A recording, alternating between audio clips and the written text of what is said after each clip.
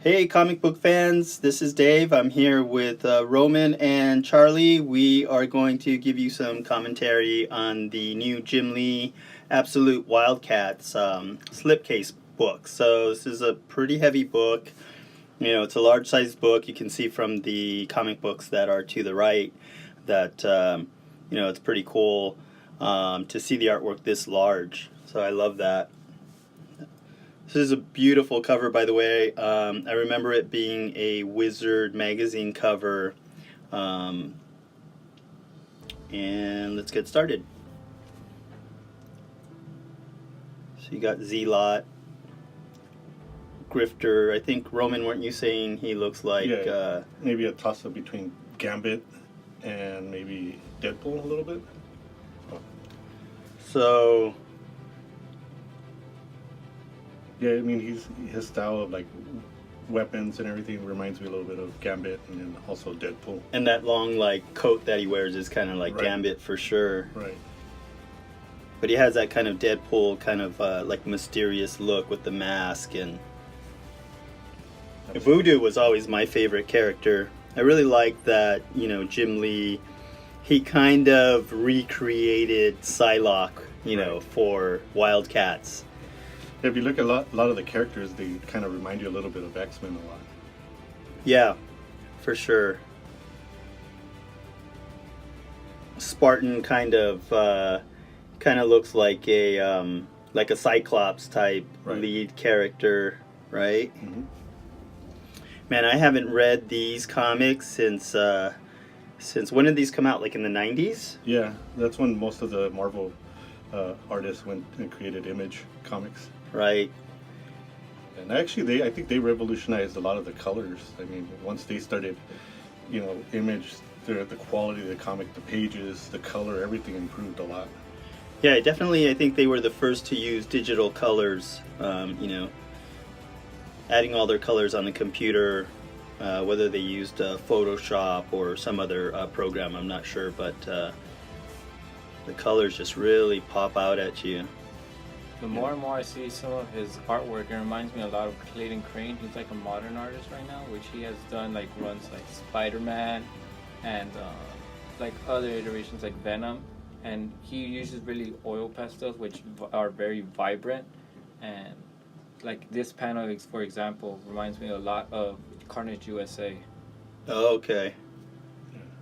Yeah, I noticed too. Also, Jim Lee his art started looking a little bit more realistic than when he first started back with Marvel. Yeah, definitely. I mean, you can see, what he does in Wild C.A.T.S. I mean, although X-Men was pretty badass, I have to say, when he was on that book. But you can see that, when he's doing Wild C.A.T.S. and then after when he does like Batman Hush and whatnot, like his style and his artwork is just at another level. Oh, yeah. I became a fan of Jim Lee when he started doing the Punisher War Journal. Wow, yeah, I think that was the first Marvel comic that he did, or first professional work that he did in a comic book. I mean, he did, I think, a Santa Claus story or something prior to that for some independent publisher, but Punisher War Journal, yeah, was the first professional work for sure. Yeah, I've never seen the Santa Claus one, and I don't think I want to. No, you're not going to want to see that. But yeah, as soon as I saw, I was like on Amazon looking for something else, and this Wild C.A.T.S book popped up. I was like, what? Oh my god, I have to have that. Like, this is crazy. Is this like a collection of just all the comics he did with Wild C.A.T.S, or is it like all in a story sequence, or is it all just like different pages? It is in a story sequence. So it starts off with Wild C.A.T.S #1, and then you'll see where like some other artists take over, like Travis Charest, if I said his name correctly, takes over, and you can see a few issues that he does. You gonna say something, Charlie? Well, pretty much my favorite iteration from Jim Lee was always the Batman series. And he's always had like a really great detail when it comes to drawing Batman. Right. Yeah, he just draws human figures really well, and female human figures specifically. Do you know if he still does stuff for Image, or is he? I don't think he does, and I think DC Comics bought Wildstorm, which was his studio, right? Yes. So I think some of the characters are integrated into DC Comics, but to be quite honest, I mean, I don't see them used very much or at all. So it'd be kind of cool to see what the Wildcats are up to. Yeah, I know he goes back and forth, Marvel, DC, but I haven't seen any of his new, if he has anything new for Image. Well, now I think he's a creative director, or I'm not sure what they're called, some sort of higher up corporate official over at DC. So I don't think we're going to see him doing much Marvel at all anytime soon. I would like to see him do X-Men again. That would be cool. Yeah. Or Wolverine. Definitely.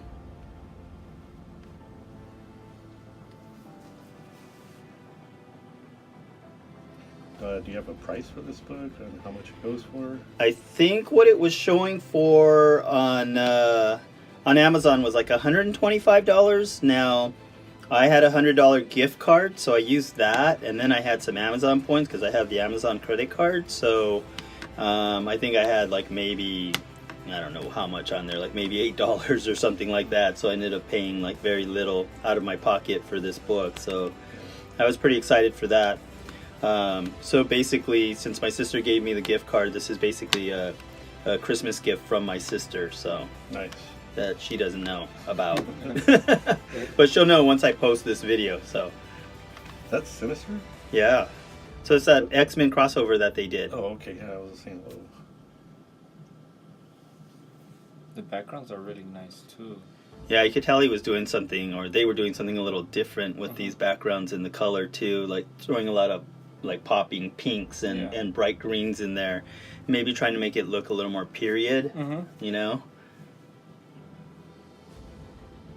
Especially since the costumes on the X-Men were like, you know, I don't know, what was that, during the 60s? A little bit more, this is more modern.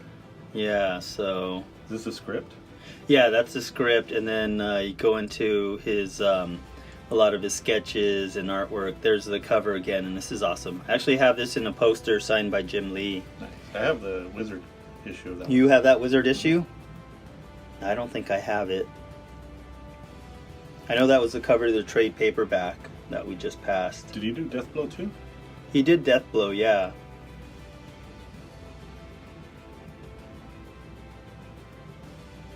These are definitely covers to a lot of the issues.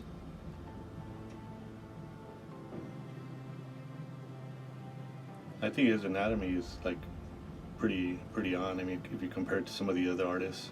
Right, well, he was studying to be a doctor prior to being an artist, right? I think so, yeah. I think he may have quit medical school to pursue art, or comic book art specifically. It all worked out for him then. Yeah. Have you ever met him? I've met him a couple of times, yeah. I've got quite a few books signed by him. Mostly X-Men, though. I've seen him a couple of times at Comic-Con just doing panels, but I've never like actually met him or I actually talked to him or had him sign anything of mine. He's one of those guys that's just like super, super nice. You know, just like you go up there and he's like, hey, you know, what's up? And, you know, I mean, at least back in the day, he just signed whatever you had and, you know, it was pretty cool. So, and every time I see like interviews with him and stuff, just seems like a great guy. Yeah, those are awesome pencil works from him. I love that cover. That was one of those things that he just kind of, like, after being at DC for a while, popped out with like a Wildcats issue all of a sudden, you know? Did you ever see the cartoon? The I animated did. series? Yeah.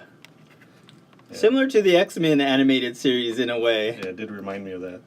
But I don't think it lasted too long. I don't think so either, which is cool because then you could probably get like the whole, you know, complete series. It wouldn't cost you that much. What do you guys think of the book? I actually like it a lot. His artwork is like very different, and you can see some of the influences on other artists. Yeah, definitely inspiring. Super inspiring. Well, you definitely inspired me to draw more. And that's it. That's it. Awesome. Book. The end.